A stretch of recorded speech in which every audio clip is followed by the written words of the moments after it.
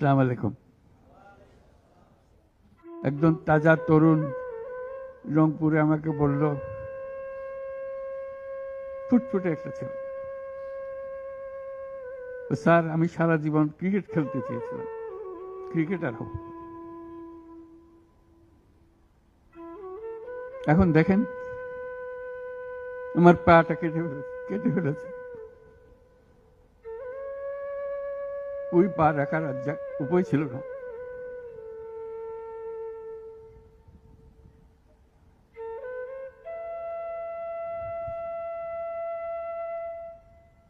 সে আমাকে জিজ্ঞেস করে,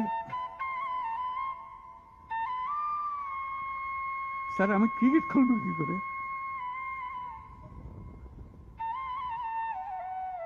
ক্রিকেট তার মাথার থেকে যাচ্ছে না, পা নাই।